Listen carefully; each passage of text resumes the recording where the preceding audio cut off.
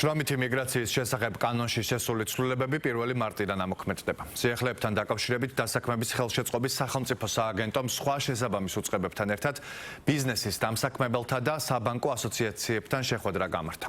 დისკუსია კითხვა-პასუხის რეჟიმში წარიმართა. ცვლილების მიხედვით უცხო ქვეყნის მოქალაქეს კანონიერად დასაქმებისთვის, მათ შორის დისტანციურად შრომითი საქმიანობის უფლების მოპოვება დასჭირდება. უცხოელთათვის შრომითი საქმიანობის უფლების ნებართვებს დასაქმების ხელშეწყობის სახელმწიფო სააგენტო გასცემს და ნებართვის მიღება ფასიანია და ის 1 წლის ვადით გაიცემა.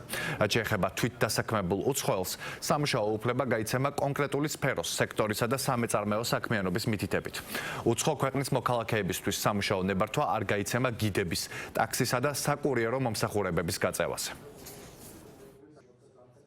ბევრ საკითხთან დაკავშირებით, რომელზეც შეიძლება ზუსტი პასუხი არ ქონდა ბიზნესს, ამაზე მიიღეს პასუხები. არის საკითხები, რომელთაც დავტოვეთ შესაძლებლობა, რომ ვიმსჯელოთ. მაგალითად, ეს უკავშირდება მოკლევადიანი, მაგალითად, ვადის გახანგრძლივების საჭიროებას, თუ კი მაგალითად 2027 წლის 1 იანვრამდე ვინმეს მოკლევადით გადავადების საჭიროება აქვს. საკმაოდ მრავლად იყო წარმოდგენილი გამონაკლისებში, ასე ვთქვათ, მოხვედრის სურვილი, ასე უფრო მეტად ვიტყოდი და ინიციატივა ცალკეული სფეროების მიმართულებით, სადაც დარგში მაგალითად პროფესიული დეფიციტები შეიძლება შეინიშნებოდეს. თუმცა ახსენით ისიც, რომ ასე დარგების ესე ბლანკეტურად გამოყოფა ალბათ გამართლებული არ იქნება და ალბათ უფრო ვიწრო, დავიწროებული კონკრეტული კრიტერიუმები დაჭირდება იმის შეფასებას, თუ რა პოზიციაზე კი და რა პოზიციაზე არა. წინააღმდეგ შემთხვევაში შეიძლება ერთსა და იმავე დიდ სექტორში მივიღოთ არაერთგვაროვანი რეგულირებები. ამიტომ ვფიქრობ, რომ მუშაობა და თანამშრომლობა არის ერთადერთი სწორი ფორმა. მე არ დავარქვევ ამ